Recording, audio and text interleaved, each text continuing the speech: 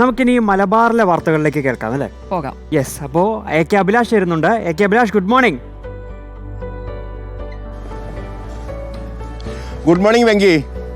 Yes Abhilash, എവിടെയുണ്ട്? ബീച്ചാണെന്ന് മനസ്സിലാക്കുന്നു. മഴയൊക്കെ ഒഴിഞ്ഞ സമയമാണ്. ഇപ്പോഴും ബീച്ചിന്റെ ഭംഗി അപ്പോഴും ഇല്ലാതാവുന്നില്ല അല്ലേ?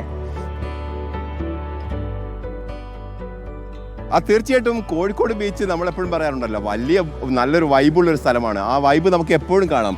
പ്രത്യേകിച്ച് മഴ വരുന്നത് കൊണ്ട് തന്നെ ഇന്ന് തിരക്കൊക്കെ കൂടുതൽ ശക്തിയുണ്ട് എന്നാണ്. കാരണം ഇതൊരു സൈലൻ്റ് ആയുള്ളൊരു കടൽപ്പുറമാണ്.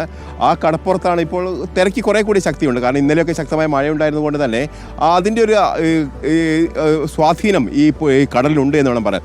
നമുക്ക് ഈ ദൃശ്യങ്ങളിലേക്കൊന്ന് കാണാം. കാരണം ഇത് നിറയെ പെട്ടിക്കടകളാണ്. നമുക്കിതാ കോഴിക്കോട്ട് ബീച്ചിലെത്തുന്ന ആളുകൾക്ക് വേണ്ടുന്ന സാധനങ്ങൾ, ഉപ്പിലിട്ടതും അതോടൊപ്പം തന്നെ വെള്ളവും അങ്ങനെ പൊരിച്ചതും ഒക്കെ കിട്ടുന്ന ഒരു സ്ഥലമാണ്. ഇവിടെ ഈ കടക്കാരെയൊക്കെ മാറ്റി സ്ഥാപിക്കാനുള്ള വെൻഡിങ് സോണുകൾ വരുന്നുണ്ട്. അതിൻ്റെ പ്രവർത്തനങ്ങൾ നടക്കുന്നത് നമുക്കിതാ ഈ മുൻഭാഗത്തേക്ക് നോക്കിയാൽ കാണാം. ആ വെൻഡിങ് സോണിൻ്റെ പണികളാണ് നടക്കുന്നത്. ഒരുപക്ഷേ കഴിഞ്ഞ മാസത്തോടു കൂടി തന്നെ ഇതിൻ്റെ പ്രവർത്തികൾ പൂർത്തീകരിക്കേണ്ടതായിരുന്നു. എന്തൊക്കെയോ കാരണങ്ങൾ കൊണ്ട് നീണ്ടുപോയി. പക്ഷേ ഇപ്പോൾ ആ വെൻഡിങ് സോണിൻ്റെ പ്രവർത്തികൾ ഏതാണ്ട് അത് ആ പൈപ്പ് ലൈനൊക്കെ സ്ഥാപിച്ചു കഴിഞ്ഞിട്ടുണ്ട്. അതോടൊപ്പം തന്നെ ഇവിടെ സ്ഥാപിക്കാനുള്ള പെട്ടിക്കടകൾക്ക് സമാനമായുള്ള ചില കടകളുണ്ട്. അത് കോർപ്പറേഷൻ തയ്യാറാക്കിയിട്ടുണ്ട്. കോയമ്പത്തൂരിലോ മറ്റോ വെച്ചാണ് അത് നിർമ്മിക്കുന്നത്. അതും ഇവിടേക്ക് എത്തിക്കും. ഏതാണ്ട് 200ഓളം കടകളാണ് ഇവിടെ സ്ഥാപിക്കാനുള്ള ശ്രമം നടത്തുന്നത്. അത്തരത്തിലാണെങ്കിൽ ഈ കാഴ്ച ഇനി നമ്മൾ ഒരു പക്ഷേ 2-3 മാസങ്ങൾ കഴിഞ്ഞാൽ കാണില്ല എന്നാണ്. കാരണം പെട്ടിക്കടകളൊക്കെ ഒരു നിരനിരയായി നല്ല രസകരമായി കാണാൻ കഴിയുന്ന ഒരു രീതിയിലേക്ക് മാറും. കോഴിക്കോട് ബീച്ചിൻ്റെ മുഖച്ഛായ തന്നെ മാറുന്ന ഒരു നിലയിലേക്ക് ഇത് മാറുമെന്നാണ് നമുക്ക് അറിയാൻ കഴിയുന്നത്. ഏതായാലും വലിയ രസകരമായ വിദേശികളടക്കമുള്ള ആളുകൾ എത്തുന്ന ഒരു ബീച്ച് കൂടിയാണിത്. നിരവധി ആളുകൾ, അതായത് 10,000-കണക്കിന് ആളുകൾ ദിവസേന എത്തുന്ന ഒരു ബീച്ച് എന്നുള്ള നിലയ്ക്ക് ഇത്തരത്തിൽ സൗന്ദര്യാത്മകമായ രീതിയിൽ ബീച്ചിനെ മാറ്റാനുള്ള ശ്രമങ്ങൾ നടക്കുന്നു എന്നതിൻ്റെ ഇതാണ് ഇപ്പോൾ കാണിച്ചിരിക്കുന്നത്. ആ പൈപ്പുകളൊക്കെ ചുവന്ന നിറത്തിൽ കാണുന്ന പൈപ്പുകളൊക്കെയാണ്. അതിൻ്റെ വേസ്റ്റ്, അതോടൊപ്പം തന്നെ വൈദ്യുതീകരണം തുടങ്ങിയ കാര്യങ്ങൾക്കൊക്കെ വേണ്ടിയുള്ള പൈപ്പുകളാണ് ഇട്ടിരിക്കുന്നത്. ഏതായാലും 2-3 മാസം കഴിയുമ്പോൾ വെങ്കിയൊക്കെ കോഴിക്കോട്ടേക്ക് വരുമ്പോൾ ഇപ്പോൾ കാണുന്ന ബീച്ച് ആയിരിക്കില്ല കാണുക. ഓക്കെ, എന്തായാലും കോഴിക്കോട് ബ്യൂറോ എല്ലാ ദിവസവും പ്രേക്ഷകർക്ക് ബീച്ച് കാണിച്ചു കൊടുക്കുന്നുണ്ട്, മനോഹര ദൃശ്യങ്ങളും കാണിച്ചു കൊടുക്കുന്നുണ്ട് എന്നുള്ളതാണ്. എന്തായാലും അഭിലാഷ്, നമുക്ക് വാർത്തയിലേക്ക് വന്നാൽ ദേശീയപാതകളിലെ വിള്ളൽ, അതിലുള്ള ആശങ്ക ഇപ്പോഴും ഒഴിയുന്നില്ല എന്നുള്ളതാണ്. ഒപ്പം മലപ്പുറം കൂരിയാട് ശാശ്വത പരിഹാരമില്ലാതെ പുനർനിർമ്മാണം നടത്തരുതെന്ന് പ്രദേശവാസികൾ ആവശ്യപ്പെടുന്നുണ്ട്. അതിൽ ഈ ഒപ്പം പ്രതിഷേധങ്ങളൊക്കെ നമ്മൾ ഇന്നലെ കണ്ടതാണ്. ഇതിനിടയിൽ കണ്ണൂർ കുപ്പത്ത് മണ്ണിടിച്ചിൽ ഉണ്ടാകാതിരിക്കാൻ നടപടികൾ ഉണ്ടാകും എന്നും മനസ്സിലാക്കുന്നു. ഒപ്പം ഈ NHI ഉദ്യോഗസ്ഥരുമായി ഇന്ന് ചർച്ച നടത്തുന്നുണ്ടല്ലേ?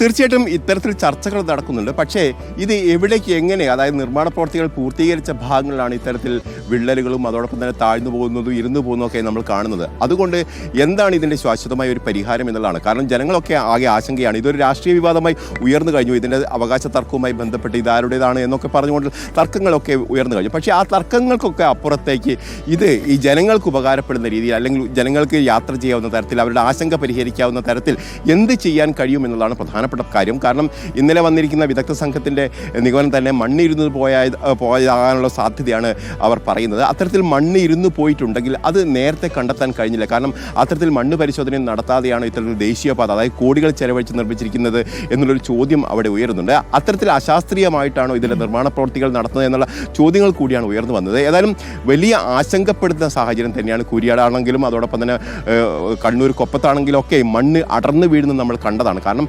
അത്രയേറെ ആശങ്കപ്പെടുന്നതാണ്. കാരണം വലിയ ഭാരമാണ്. ഏതാണ്ട് 20, 25, 30 അടി 40 അടി ഒക്കെ ഉയരത്തിലാണ് ഇത്തരത്തിൽ മണ്ണിട്ട് ഉയർത്തിക്കൊണ്ട് ഈ ദേശീയപാത നിർമ്മിച്ചിരിക്കുന്നത്.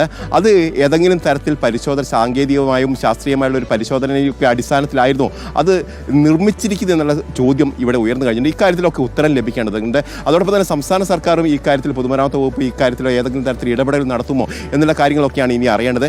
ഇക്കാര്യങ്ങളൊക്കെ വലിയ ചോദ്യങ്ങൾ ആയി വരുമ്പോൾ ജനങ്ങളുടെ ആശങ്ക ഏത് രീതിയിൽ പരിഹരിക്കാൻ കഴിയും. അതോടൊപ്പം തന്നെ ഇപ്പോൾ വളരെ പെട്ടെന്ന് തന്നെ ദേശീയപാത നിർമ്മാണം പൂർത്തീകരിച്ചുകൊണ്ട് തന്നെ ജനങ്ങൾക്ക് തുറന്നു കൊടുക്കാൻ ഒരു നീക്കം നടക്കുന്നുണ്ട്.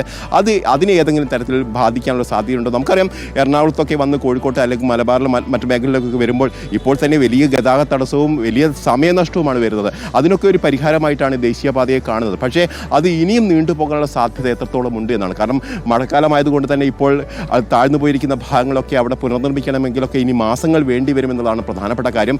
അവിടെ പൈലിംഗ് നടത്തേണ്ടി നടത്തേണ്ടി വരും. അത്തരത്തിൽ കാര്യങ്ങളൊക്കെ നടത്തേണ്ടത്. ഏതായാലും വിദഗ്ധ സംഘത്തിൻ്റെ റിപ്പോർട്ട് വിശദമായി പരിശോധിച്ച ശേഷം മാത്രമേ നൽകൂ എന്നാണ് ഇപ്പോൾ അറിയിച്ചിരിക്കുന്നത്. അത്തരത്തിലുള്ള തീരുമാനത്തിലേക്കായിരിക്കും പോവുകയും ചെയ്യുക. ഏതായാലും ആശങ്കാകുലരാണ്. കാരണം കോഴിക്കോട്ട് മലാപ്പറമ്പിലടക്കം സർവീസ് റോഡ് താഴ്ന്നു പോകുന്ന സാഹചര്യം ഉണ്ടായി. അതായത് ഉയരത്തിൽ മണ്ണെടുത്തിരിക്കുക അല്ലെങ്കിൽ ഉയരത്തിൽ കെട്ടിപ്പൊക്കിയിരിക്കുന്ന ഒക്കെ സ്ഥലത്ത് എല്ലായിടത്തും ഈ പ്രശ്നങ്ങൾ ഉണ്ട് എന്ന് അനുമാനിക്കാവുന്ന തരത്തിലേക്കാണ് കാര്യങ്ങൾ പോകുന്നത്. മഴയുടെ ആദ്യഘട്ടം എന്ന് തന്നെ പറയാൻ കഴിയില്ല. മഴ തുടങ്ങിയിട്ട് മാത്രമേ ഉള്ളൂ. മഴ കൂടുതൽ ശക്തമാകുമ്പോൾ ഇനിയും ഇതുമായി ബന്ധപ്പെട്ടുള്ള ആശങ്കകൾ വർദ്ധിക്കും. അവിടെയും ഇവിടെയൊക്കെ ഇടിച്ചിൽ വരാനുള്ള സാധ്യതയുണ്ട്. ഈ കാര്യങ്ങളൊക്കെ നമ്മൾ നേരത്തെ തന്നെ സൂചിപ്പിച്ചിരുന്നു. കാരണം ഷിരൂരിൻ്റെ ഒരു അനുഭവ പശ്ചാത്തലമുണ്ട്. ആ ഘട്ടത്തിൽ തന്നെ നമ്മൾ പറഞ്ഞിരുന്നു കേരളത്തിൽ ദേശീയപാത നിർമ്മിക്കാൻ പോകുന്ന ഘട്ടത്തിൽ അത് എങ്ങനെ നിർമ്മിക്കണം എന്നുള്ള കാര്യങ്ങളൊക്കെ നമ്മൾ നിരന്തരം പറഞ്ഞിരുന്നു. പക്ഷേ അത് എത്രത്തോളം പരിഗണിക്കപ്പെട്ടു എന്നുള്ള ചോദ്യങ്ങൾ കൂടിയാണ് ഈ ഘട്ടത്തിൽ ഉയരുകയും ചെയ്തത്. ശ്രുതി, ഈ കോഴിക്കോട് തീപിടുത്തത്തിൽ വിദഗ്ധ സമിതിയുടെ യോഗം ഇന്ന് ചേരുമല്ലേ അഭിലാഷ്? അപ്പോൾ കരാറുകാരും യോഗത്തിൽ പങ്കെടുക്കും. ഈ KCB പറയുന്നത് ഈ വൈദ്യുതീകരണത്തിലെ ഒരു പിഴവാണെന്നാണല്ലേ? ആ വൈദ്യുതീകരണത്തിൽ അപാകത സംഭവിച്ചു എന്നാണ് KCBയുടെ പരിശോധനയിൽ പ്രാഥമിക പരിശോധനയിൽ മനസ്സിലാക്കിയിരിക്കുന്നത്. അതുകൊണ്ട് തന്നെ ഇതുവരെ ആ കെട്ടിടത്തിൽ വൈദ്യുത ബന്ധം പുനഃസ്ഥാപിച്ചിട്ടില്ല. ഏതാണ്ട് 40ഓളം കടകൾ അവിടെ പ്രവർത്തിക്കുന്നുണ്ട്. അവർ ഇപ്പോഴും ജനറേറ്ററൊക്കെ ഉപയോഗിച്ചുകൊണ്ടാണ് ലോട്ടറി കടക്കാരൊക്കെ അവിടെ പ്രവർത്തിച്ചുകൊണ്ടിരിക്കുന്നത്. ഏതായാലും ഈ വിദഗ്ധ സംഘം ഇന്നിപ്പോൾ കോഴിക്കോട് കോർപ്പറേഷനിൽ ഒരു യോഗം ചേരുന്നുണ്ട്. ഈ യോഗത്തിലായിരിക്കും തുടർ നടപടികൾ എന്തൊക്കെയാണ് സ്വീകരിക്കേണ്ടത് എന്നുള്ള കാര്യത്തിൽ തീരുമാനമെടുക്കുക. ഏതായാലും വിദഗ്ധ സംഘം തീരുമാനിച്ചാൽ പോലും അവിടെ ഇലക്ട്രിക്കൽ ഇൻസ്പെക്ടേഴ്സിൻ്റെ അനുമതി ഉണ്ടെങ്കിൽ മാത്രമേ അവിടെ വൈദ്യുത ബന്ധം പുനഃസ്ഥാപിക്കാൻ കഴിയൂ എന്നതാണ് പ്രധാനപ്പെട്ട കാര്യം.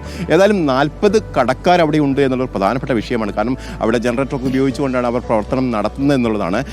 ഈ കാര്യത്തിലൊക്കെ കോർപ്പറേഷനോട് റിപ്പോർട്ട് നേടിയിരുന്നു. 2 ദിവസത്തിനകം തന്നെ റിപ്പോർട്ട് നൽകണമെന്നായിരുന്നു ജില്ലാ കളക്ടർ ആവശ്യപ്പെടുന്നത്. പക്ഷേ ആ റിപ്പോർട്ട് നൽകുന്നതും കാലതാമസം നേരിടാൻ സാധ്യതയുണ്ട് എന്നാണ് ഇപ്പോൾ നമുക്ക് അറിയാൻ കഴിയുന്നത്. ഒരാഴ്ചത്തെ കൂടി സമയം കോർപ്പറേഷൻ തേടിയിട്ടുണ്ട്. അതായത് ഈ റിപ്പോർട്ട് ഒരാഴ്ച കൂടി കഴിഞ്ഞതിന് ശേഷമായിരിക്കും ജില്ലാ കളക്ടർക്ക് നൽകുക.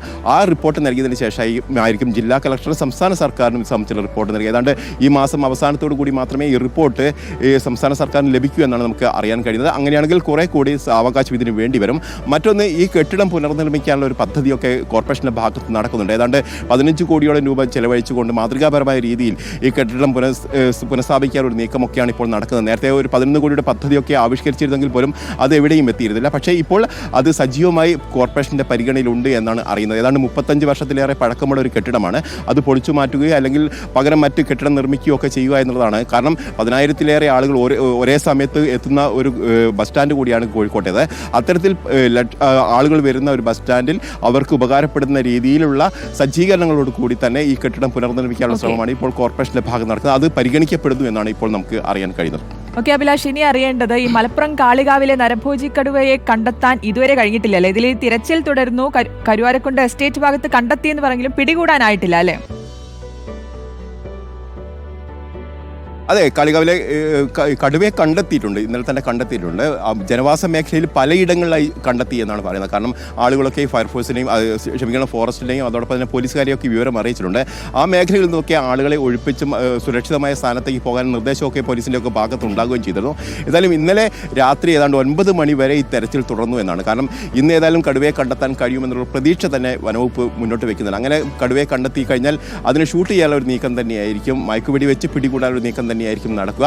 അതോടൊപ്പം തന്നെ ഇന്ന് രാവിലെ ഇത് സംബന്ധിച്ചുള്ള ക്യാമറകളൊക്കെ പരിശോധിക്കും. ഏതാണ്ട് 30ഓളം ക്യാമറകൾ അധികമായി സ്ഥാപിച്ചു എന്നാണ് നമുക്കറിയാൻ കഴിയുന്നത്. ആ ക്യാമറയിലെ ദൃശ്യങ്ങളൊക്കെ പരിശോധിച്ചതിന് ശേഷം ഈ കടുവയുടെ സാന്നിധ്യം എവിടെയാണ് കണ്ടെത്തിയത് എന്നടക്കമുള്ള ആ കാര്യങ്ങൾ പരിഗണിച്ചതിന് ശേഷമായിരിക്കും അവിടെ തെരച്ചിൽ ഇന്ന് പുനരാരംഭിക്കുക. ഏതായാലും ഇന്ന് കടുവയെ കണ്ടെത്താൻ കഴിയുമെന്ന പ്രതീക്ഷയുണ്ട്. കാരണം ഇന്നലെ എസ്റ്റേറ്റിൻ്റെ ഭാഗത്തായി 3-4 സ്ഥലങ്ങളിലായി കടുവയെ കണ്ടെത്തിയെന്ന് നാട്ടുകാർ പറയുന്നുണ്ട്. ആ ഒരു സാഹചര്യത്തിൽ കടുവ ദൂരോട്ട് എവിടേക്കും പോകാനുള്ള സാധ്യതയില്ല. ആ മേഖലയിൽ എവിടെയെങ്കിലുമൊക്കെ ഉണ്ട് എന്നുള്ളതും അതോടൊപ്പം തന്നെ ജനവാസ മേഖലയിലാണ് കടുവ എന്നുള്ളത് കൊണ്ട് തന്നെ അപകട സാധ്യത കൂടിയുണ്ട് എന്നുള്ളതും പ്രധാനപ്പെട്ട കാര്യമാണ്. ഏതായാലും കടുവയെ പെട്ടെന്ന് പിടികൂടുക എന്ന് തന്നെയായിരിക്കും വനവകുപ്പിൻ്റെ ഉദ്ദേശം. അത്തരത്തിലുള്ള നീക്കമായിരിക്കും ഇന്ന് വനവകുപ്പിൻ്റെ ഭാഗത്തും ഉണ്ടാകും. 3 സംഘങ്ങളായിട്ടുള്ള തെരച്ചിലാണ് അപ്പോൾ വനവകുപ്പിൻ്റെ ഭാഗത്ത് നടക്കുന്നത്. ആ തെരച്ചിൽ ഇന്നൊരു പരിഹാരം, ഒരു ഉത്തരം ലഭിക്കുമെന്ന് തന്നെയാണ് പ്രതീക്ഷിക്കുകയും ചെയ്യുന്നത്. ഓക്കെ, അപ്പോൾ ഇത്രയാണ് ഇന്ന് ഇപ്പോൾ ഈ സമയത്ത് നൽകാനുള്ള വാർത്തകൾ. ഇനി വരും മണിക്കൂറുകൾ കൂടുതൽ വാർത്തകളുമായി വീണ്ടും AK അഭിലാഷിനെയും കണ്ടുമുട്ടാം അല്ലേ? എന്തായാലും നല്ലൊരു ദിനം ആശംസിക്കുന്നു. നമുക്ക്